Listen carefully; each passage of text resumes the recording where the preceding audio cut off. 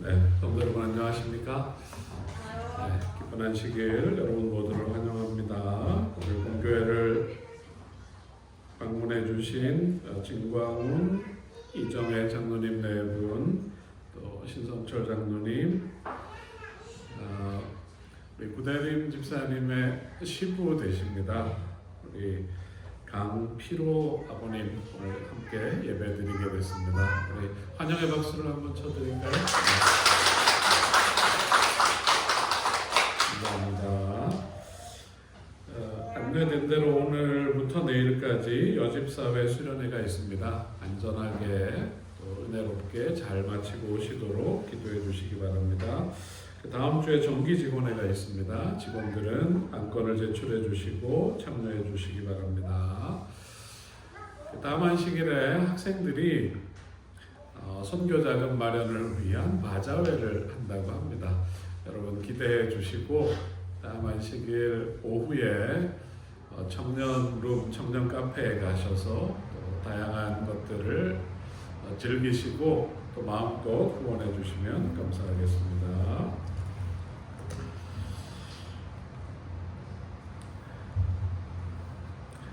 네, 오늘 안식일부터 고린도후서 강해를 시작합니다.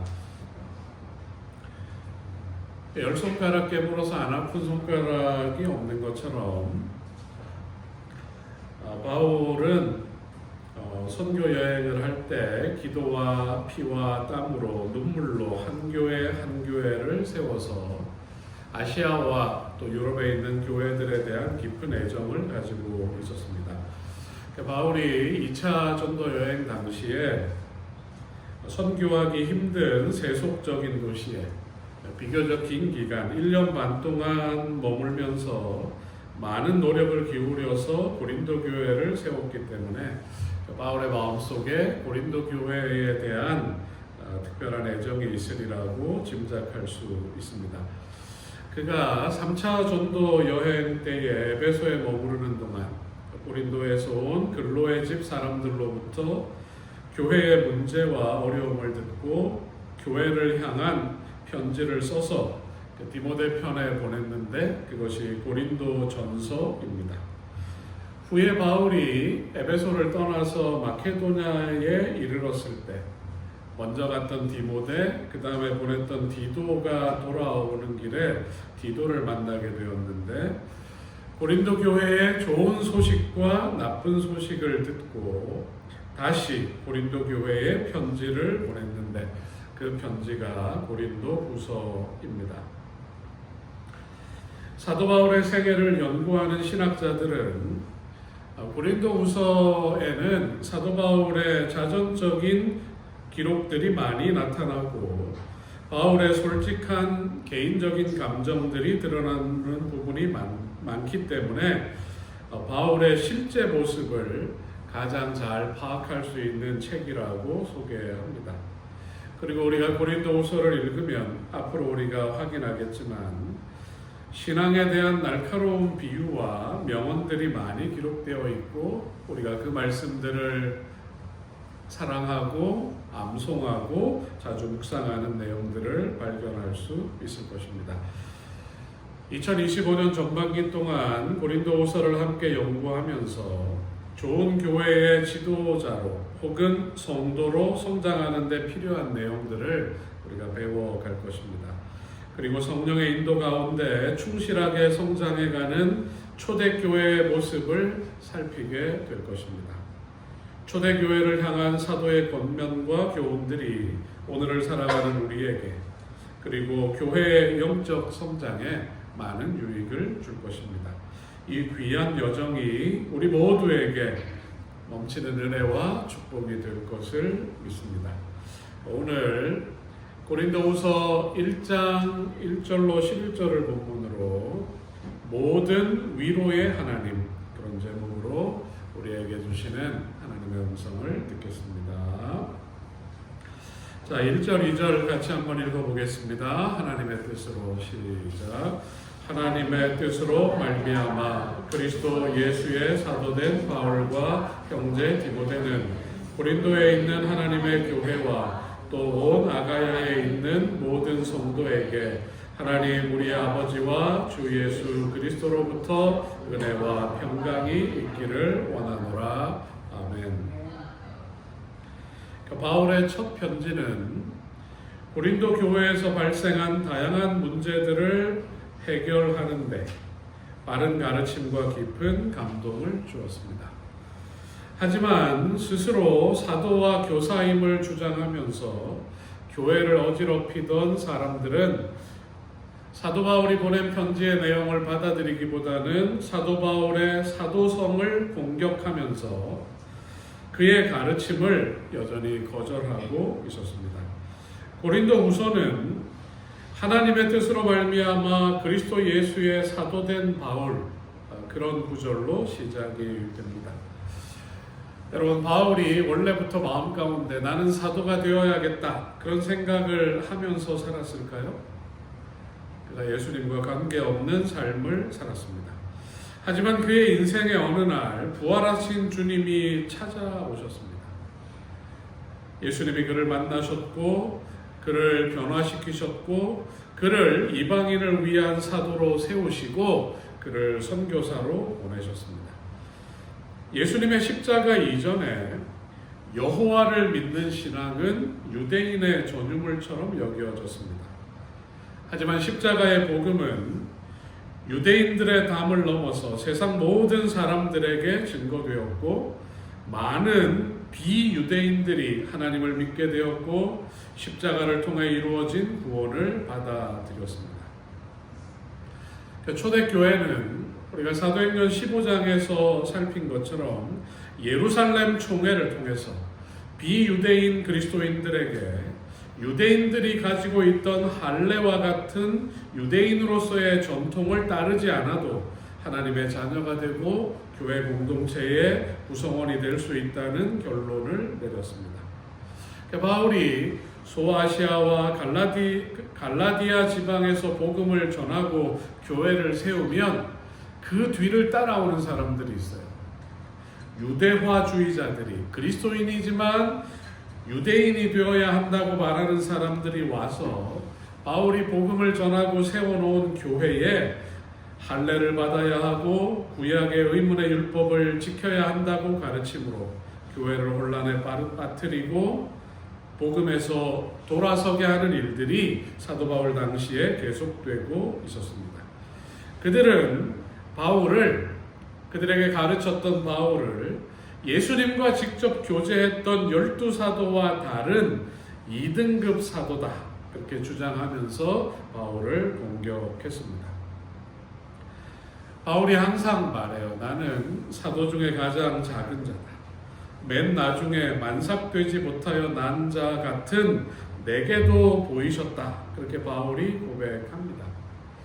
여러분, 바울도 사람이기 때문에 자신이 존중받지 못한 것이 서운하기도 했지만 내가 원해서 하는 일이 아니라 예수님이 나에게 나타나셨고 나에게 맡기신 그 사명을 내가 하고 있는 것에 대하여 사람들이 인정해 주지 않을 때에 바울의 마음에 서운한 마음이 있었을 것입니다.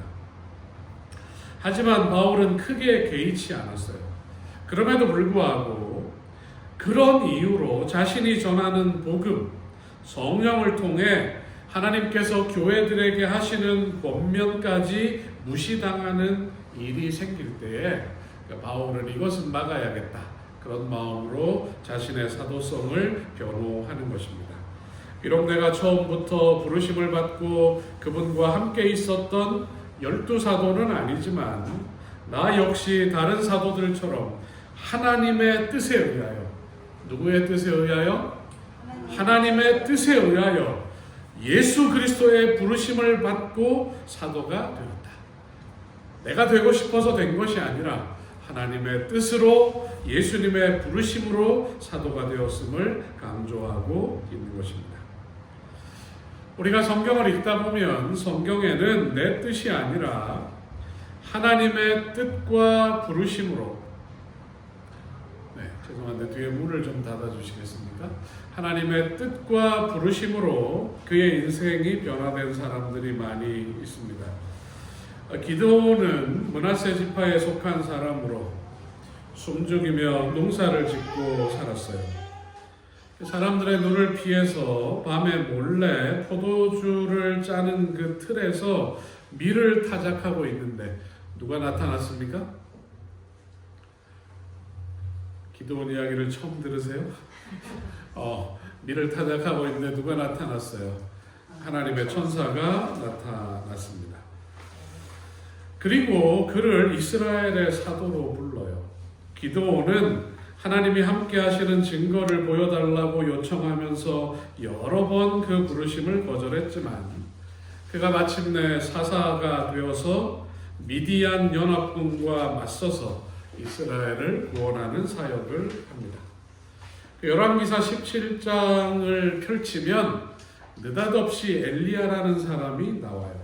그가 갑자기 등장하는데 여호와의 말씀이 엘리야에게 임하여 이르시되 그가 아합 왕에게 하나님으로부터 온 가뭄의 경고를 전하고 그리 시냇가에 숨습니다.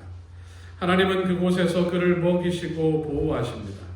여호와의 말씀이 엘리야에게 임하여 이르시되 그는 하나님의 명령에 따라 사르밧으로 옮겨갑니다. 하나님의 부르심으로 에코나 이런 걸 좀 줄여주시겠습니까? 하나님의 부르심으로 하나님의 보내심으로 그들은 자신의 인생의 전환점을 맞이하고 사사로 선지자로 하나님의 뜻을 백성에게 전하고 그들을 구원하는 일에 하나님의 도구로 사용되었습니다. 여러분, 바울의 인생도 이들의 인생처럼 극적인 만남과 변화를 경험했습니다. 사도라는 헬라어, 아포스톨로스는 보내다는 뜻을 가진 동사 아포스텔로에서 왔어요. 단어의 뜻, 사도라는 말은 보내심을 받은 자, 메신저, 누군가 기별을 전하기 위해 보내는 사람입니다. 사절, 보낸 사람들을 대신하는 대표자라는 뜻이 있습니다. 신약에 등장하는 사도는 예수 그리스도께서 친히 복음을 전파하기 위해 보낸 파견한 사람들을 가리키는 것입니다. 여러분들은 성경을 잘 아시기 때문에 여러분들이 보시기에 바울은 복음을 위하여 예수님의 부르심을 받고 보내심을 받은 자가 확실합니까? 예, 맞아요. 우리가 성경 사도행전도 보고 사도 바울의 여러 편지서들을 연구했기 때문에 바울이 부르심을 받고 보내심을 받은 사람임이 분명합니다. 내가 너를 멀리 이방인에게로 보내리라. 누가 하신 말씀이에요? 예수님이 하신 말씀입니다.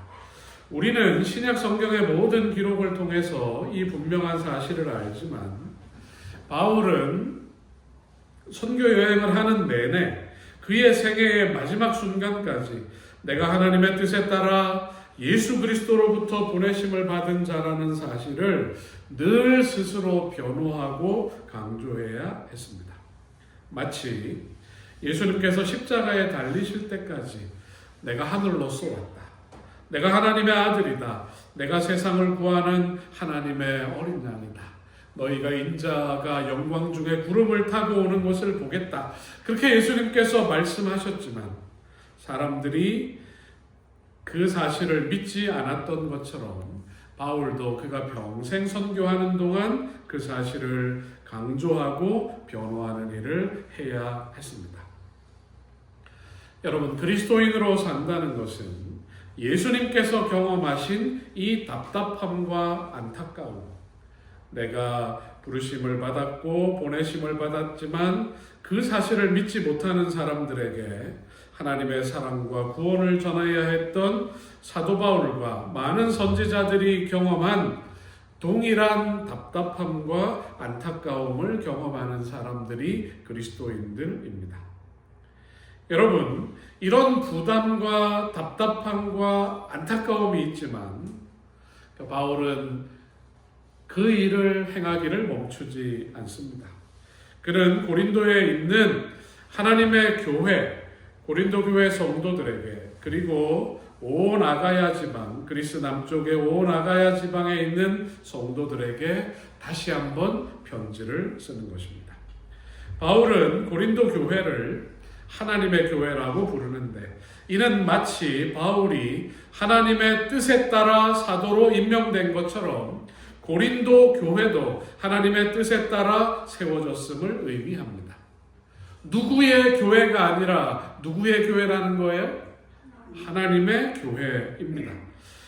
고린도 도성은 학문과 부와 사악함으로 유명하지만 로마 제국에서 가장 악한 도시 중에 하나였던 이곳에 누가 교회를 세우셨어요? 하나님이 교회를 세우셨습니다. 고린도뿐 아니라 그리스 남쪽 아가야 지방에 적지 않은 신앙의 공동체들이 있었고, 그곳에 속한 사람들은 성도라 불립니다. 신약 성경에서 성도는 세상에서 분리되어 하나님께 돌아간 그리스도인을 가리킵니다. 예수님을 믿는 믿음을 가졌기 때문에 믿는 자라고 불리고, 예수님에게서 배우기 때문에 제자라 불리고, 그분의 명령을 행하기 때문에 종이라 불리고, 하나님의 자녀로 다시 입양되었기 때문에 자녀라 불리고, 생명을 오직 그분에게만 바쳤기 때문에 세인트, 성도라는 이름으로 불립니다. 바울은 그들에게 하나님 우리 아버지와 주 예수 그리스도로부터 은혜와 평강이 있기를 원하노라. 고린도교회 성도들에게 하는 문안입니다. 은혜라는 말은 헬라인들이 흔히 쓰는 인사말이고, 평화는 샬롬이라는 말은 유대인들이 가장 좋아하는 인사말입니다. 그러니까 바울은 이 인사말을 통해 고린도 교회 안에 있는 헬라인 그리스도인들, 유대인 그리스도인들과 교제하고 싶은, 그들과 만나고 싶은 소망을 표현하고 있는 것입니다. 여전히 하나님의 은혜는 회개한 죄인을 의롭게 하고, 하나님의 평강은 그들의 마음과 생각을 그리스도 안에서 굳건하게 지켜주는 것입니다. 여러분, 1세기에 사도 바울이 그랬던 것처럼, 고린도 교회 성도들이 그랬던 것처럼 우리는 누구의 뜻으로 부르심을 받았고, 하나님의 뜻으로 부르심을 받았고, 예수 그리스도를 통해 복음을 전하도록 보내심을 받았고, 복음과 진리가 필요한 세상에 진리의 빛을 증거하는 사도로, 제자로, 신도로, 성도로 살아가고 있습니다. 여러분, 우리의 이 귀한 부르심에 감사한 마음을 가지고 계십니까? 세상에서 예수 그리스도께서 보내신 그분의 대표자, 사도로 사는 감사와 감격이 우리 시대에 우리가 있는 장소에서 우리가 감당할 사명을 위해서 하나님께서 세우신 이 교회의 성도라는 확신이 우리 마음 가운데 있게 되기를 바랍니다. 바울과 고린도 교회를 통해 이루어진 성령의 강력한 사역과 복음 전파의 역사가 성령 충만한 가운데 2025년 한 해 동안 우리 한 사람 한 사람과 율석본향교회를 통해 이루어지기를 주님의 이름으로 축복합니다. 자, 3절과 4절을 같이 한번 읽어보겠습니다. 찬송하리로다. 시작. 찬송하리로다. 그는 우리 주 예수 그리스도의 하나님이시요 자비의 아버지시요 모든 위로의 하나님이시며 우리의 모든 환난 중에서 우리를 위로하사 우리로 하여금 하나님께 받는 위로로서 모든 환난 중에 있는 자들을 능히 위로하게 하시는 이시로다.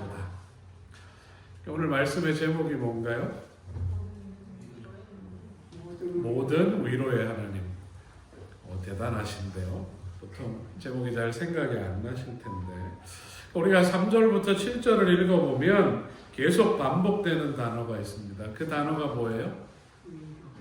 일단 3절, 4절만 읽어도 뭐가 계속 나옵니까? 어떤 단어가 제일 많이 나와요? 위로라는 말이 계속 나와요. 3절부터 7절까지 10번 위로라는 말이 나옵니다. 위로라는 말은 따뜻한 말이나 행동으로 괴로움을 덜어주거나 슬픔을 달래준다. 우리 사전의 의미입니다. 헬라어의 뜻도 크게 다르지 않습니다. 다른 사람을 위로하고 격려하고 권고하고 위안을 준다. 그런 말이 위로입니다. 여러분, 누구에게 위로를 얻습니까? 오늘 우리가 특별 찬미를 불렀는데 누구에게 위로를 얻나? 지난해 많은 사람들의 마음에 잔잔한 감동을 준 노래가 황가람의 나는 반딧불입니다. 꿈을 갖고 살고 싶지만 힘든 현실 가운데 좌절하지만 다시 용기를 내고 일어날 수 있는 그런 힘을 많은 사람들에게 준 노래입니다. 그 멜로디가 막 생각이 나시죠? 나는 내가 빛나는 별인 줄 알았어요. 한 번도 의심한 적 없었죠. 몰랐어요. 난 내가 벌레라는 것을. 그래도 난 괜찮아. 난 눈부시니까. 하늘에서 떨어진 별인 줄 알았어요. 소원을 들어주는 작은 별. 몰랐어요. 난 내가 개똥벌레란 것을. 그래도 괜찮아. 나는 빛날 테니까. 이 노래를 듣고 부르면서 위로를 받지만 그래도 냉랭한 현실 앞에서 마음이 아리고 또 한편으로는 허전하기도 합니다. 하지만 고린도후서 1장부터 시작되는 사도 바울의 노래는 우리로 다시 허전하게 하지 않을 분명한 위로를 주고 있습니다. 찬송하리로다. 바울의 노래가 시작됩니다. 바울은 자신의 사도성이 공격을 받고 교회는 다양한 문제로 어려움을 겪고 있지만 하나님을 찬송하며 그의 두 번째 편지를 시작합니다. 하나님이 사람에게 유익한 선물을 주시고 그 놀라운 선물을 받았음을 선포할 때 하나님께서 사람에게 은사를 주셨고 은혜를 베푸셨고 그것을 받았음을 선포할 때 찬송 혹은 송축 그렇게 표현합니다. 하나님이 사람에게 유익한 선물을 베푸시는 분임을 인정할 때 사람의 입술에서 하나님을 찬송하고 하나님을 송축합니다. 바울은 하나님께서 우리에게 주시는 놀라운 선물을 찬송하고 있는데 하나님께서 우리에게 주시는 놀라운 선물이 뭐라고요? 바울이 이곳에서 말하는 하나님이 우리에게 주시는 선물이 뭐냐면 바로 위로입니다. 자, 1장 3절을 한글 킹 제임스 버전으로 한번 읽어보겠습니다. 자, 시작. 하나님을 송축하리로다. 그는 우리 주 예수 그리스도의 아버지시요 자비의 아버지시요 모든 위로의 하나님이시니라. 제가 왜 한글 킹 제임스 버전을 읽자고 했을까요? 원어의 뜻을 가장 그대로 번역한 성경입니다. 그 개정개혁 성경에는 그는 우리 주 예수 그리스도의 하나님 그렇게 번역하고 있어요. 하늘 아버지에 대한 표현입니다. 원문에는 그는 우리 주 예수 그리스도의 아버지, 자비의 아버지 그렇게 표현되어 있습니다. 예수님께서 이 땅에 계실 때 하늘에 계신 하나님을 뭐라고 불렀나요? 아버지라고 부르셨어요. 제자들에게 나의 아버지 곧 너희의 아버지라고 말씀하셨습니다. 아플 때, 힘들 때, 속상할 때, 괴로운 일을 당할 때 우리가 하나님 그렇게 불러도 마음의 위로가 되지만 아버지 그렇게 부르면 더 친근하고 깊은 관계와 마음을 울리는 위로를 느낄 수 있습니다. 우리가 학교에서 혹은 직장에서 군대나 시집살이와 같은 힘든 환경 속에서 힘들지만 서러움을 당해서 꾹 참고 있다가 아버지 얼굴을 보는 순간 우리가 아버지 품에 안기면서 눈물을 터뜨려요. 아버지가 토닥거려 주시며 괜찮다 그렇게 위로를 해 주시는 것입니다. 예수님을 믿고 알게 된 우리는 예수 그리스도를 통해 하늘 아버지를 보았어요. 하늘 아버지에게 기도하라고 하늘 아버지께 기도할 수 있게 되었고 하늘 아버지께 나아갈 수 있는 하나님의 자녀가 되었습니다. 우리에게 유익한 것을 주시는 예수 그리스도의 아버지는 누구의 아버지도 되신다고요? 나의 아버지가 되시는데, 하나님이 아버지이신 것만 해도 좋은데 그 아버지는 자비의 아버지시고 위로의 하나님이십니다. 자비라는 속성은 하나님의 원래 마음이 어떤지를 보여주는 단어입니다. 나의 하늘 아버지의 마음속 깊은 곳에는 나를 향한 뭐가 있어요? 나를 향한 자비, 나를 향한 사랑이 있는 것입니다. 하나님의 형상으로 지음을 받았지만 우리의 겉모습도 속사람도 그 영광의 빛을 잃고 때론 못나게 죄되게 사는 우리를 보실 때 하늘 아버지는 자비의 마음으로 우리를 바라봐 주십니다. 괜찮다. 너의 부족과 허물은 내가 십자가에서 대신 갚았다. 나는 너를 정죄하지 않으니 다시 일어나거라. 내가 값없이 주는 의의 옷을 입고 다시 용기를 내야 한다. 그렇게 말씀하시는 아버지이십니다. 하늘 아버지께서 우리에게 주시는 위로가 파라클레시스예요. 그리고 우리에게 하늘 아버지의 자비와 위로가 있음을 알도록 하늘로 승천하신 예수 그리스도께서 우리에게 보내주신 가장 큰 선물, 보혜사 성령, 위로하시는 하나님이 파라클레토스입니다. 보혜사 성령께서 우리를 위로하시는 것입니다. 파라클레토스께서 파라클레시스 하시는 것입니다. 그래서 바울이 그 하나님을 찬송하는 것입니다. 이 위로의 하나님께서 우리의 모든 환난 중에서 우리를 위로하십니다. 이 위로를 통해 우리도 환난 중에 있는 사람들을 또한 위로하게 하십니다. 우리가 그리스도와 함께 당하는 고난이 많은 것처럼 그리스도에게 받는 위로도 많습니다. 바울이 편지를 쓸 당시 바울이 경험하고 있는 환난은 그가 그리스도에게 인도한 사람들을 위한 것이었습니다. 더 중요한 사실은 이러한 환난을 통해서 바울뿐만 아니라 바울이 환난을 경험하지만 새로 교회에 입교한 교인들이 환난을 경험하지만 그들이 끈기를 배우고 인내를 배우고 믿음이 성장하는 기회를 얻게 되는 것입니다. 환난을 당하지만 하나님의 위로를 경험하고 인내하는 사도 바울의 모습, 새로운 신앙의 여정을 시작한 그리스도인들에게 그 바울의 모습은 큰 격려가 되었습니다. 바울은 나를 위로하신 아버지 하나님은 동일한 환난을 경험하는 고린도 교회 성도들 그리고 고린도후서를 읽을 모든 시대의 그리스도인들 그리고 마지막 시대를 살며 그리스도의 고난에 참여하는 우리에게도 아버지 하나님의 위로라는 놀라운 은혜와 특권이 있음을 분명하게 보여주고 있습니다. 자, 고린도후서 1장 7절 본교 성경 주석을 제가 잠시 읽어보겠습니다.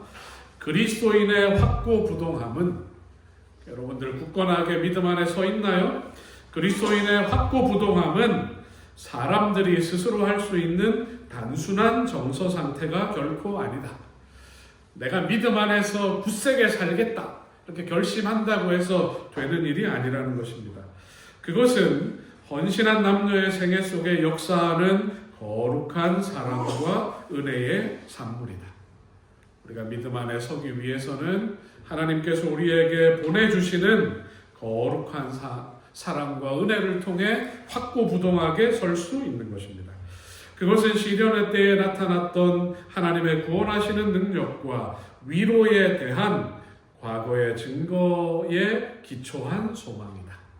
내가 환난을 겪었고 시련을 겪었지만 사랑으로 바라봐 주시고 위로해 주시는 하나님 때문에 우리가 한 걸음 한 걸음 믿음 안에서 나아가고 있는 것입니다.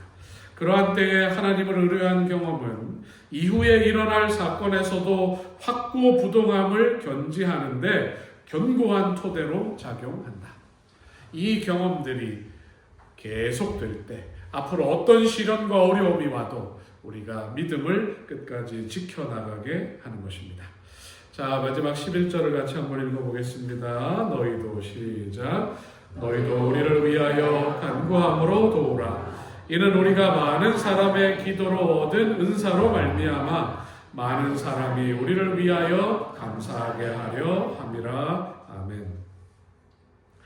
그러니까 바울이 3차 전도 여행을 하면서 아시아에서 감당하기 힘든 환난과 때론 절망을 겪기도 했지만 이런 시련은 그로 하나님을 더욱 의지하게 하는 계기가 되었다고 고백합니다.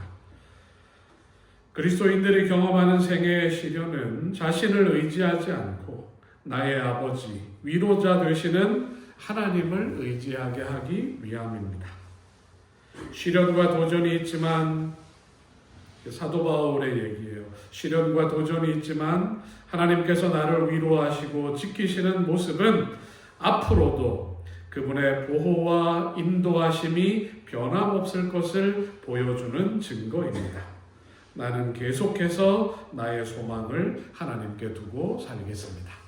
그 위로의 하나님을 소개한 뒤에 바울이 자기의 마음을 고린도 교회 교인들에게 말하고 있습니다. 이렇게 말하고 나서 바울이 고린도 교회 성도들에게 요청해요. 나나 디모데나 디도가 사역자들이에요. 위로의 하나님을 만나고 사람들에게 위로와 격려를 전하는 것처럼 여러분도 우리를 위하여 간구함으로 도와주십시오. 그것이 사도 바울의 요청입니다. 자, 여러분 같이 한번 읽어보겠습니다. 여러분은 시작. 여러분은 기도로서 우리를 도와주십시오. 하나님께서 많은 사람의 기도를 들으시고 우리에게 축복을 내리실 것이며 그것을 보고 많은 사람이 하나님께 감사를 드리게 될 것입니다. 바울은 자신이 고린도 교회를 위해서 성도들을 위해 드리는 중보 기도의 힘을 믿고 있습니다. 내가 여러분을 위해 기도하는데 이 기도가 여러분에게 역사할 것을 믿습니다. 사도와 성도들이 연합하여 하나님께 기도한다면 하나님은 서로를 향한 중보의 기도, 사랑의 기도를 귀하게 여기시고 풍성한 축복으로 응답하실 것을 말하고 있습니다. 우리가 많은 사람의 기도로 얻은 은사로 말미암아 여기 많은 사람들이 나를 위해 기도해 준다고 얘기하면서 많은 사람이라고 되어 있는 사람으로 번역된 프로소폰이라는 말에서 펄슨, 사람이라는 단어가 영어 단어가 왔습니다. 이 프로소폰이라는 단어의 첫 번째 의미는 얼굴이에요. 그러니까 바울이 원래 기록한 것은 나를 위해 기도하는 많은 사람들의 얼굴 때문에 그러니까 바울이 고린도 교회 성도들의 얼굴을 하나하나 생각하며 기도하고 나를 위해 기도해주는 그들의 얼굴을 하나하나 떠올리는 것입니다. 그리고 그의 동료 사역자들을 위해 기도해주는 얼굴들, 기도와 감사로 충만한 밝게 빛나는 형제들의 얼굴을 떠올리면서 지금은 편지 쓰고 있지만 가서 만나기를 고대하는 것입니다. 서로의 얼굴을 떠올리며 서로를 위해 간구하는 기도하는 교회에 하나님은 놀라운 위로와 축복으로 함께 임하실 것입니다. 여러분 형제들을 위해서 사역자들을 위해서 기도할 때 그분들의 얼굴을 떠올리며 우리가 같이 기도해야 할 것입니다. 자, 이사야 40장 1절 2절을 같이 읽겠습니다. 너희의 하나님이 시작. 너희의 하나님이 이르시되 너희는 위로하라 내 백성을 위로하라 너희는 예루살렘의 마음에 닿도록 말하며 외치라 그 노역의 때가 끝났고 그 죄악이 사함을 받았느니라. 여러분 오늘날 우리는 위로가 필요한 시대를 삽니다. 비단 마지막 시대뿐 아니라 죄가 이 세상에 들어온 후 사람들은 온 세상은 위로가 필요했습니다. 하나님께서는 위로가 필요한 세상에 당신의 아들을 보내셨어요. 아들을 보내시며 내 백성을 위로하라고 선포하셨습니다. 그리고 이 땅에 오신 예수 그리스도께서는 사람들을 위로하시고 모든 문제의 근원이 되는 죄 문제를 해결하셨습니다. 바울은 시련 중에 있지만 그가 환난 중에 있지만 초대교회를 향해서 그가 만난 위로하시는 하늘아버지를 소개하고 있습니다. 바울은 너는 위로하라, 내 백성을 위로하라는 하늘 아버지의 명령에 순종하고 있습니다. 오늘 우리에게도 너희는 위로하라, 내 백성을 위로하라, 너희도 우리를 위하여 간구함으로 도우라는 주님의 음성이 들려오고 있습니다. 여러분, 위로가 필요한 사람들의 얼굴을 떠올리며 그들을 위하여 기도하고 위로가 필요한 사람들에게 하늘아버지의 위로와 축복으로 빛나는 우리의 밝은 얼굴로 다가가 그들을 위로하고 구원의 복음과 재림의 소망을 나누는 성도들로 사시겠습니까?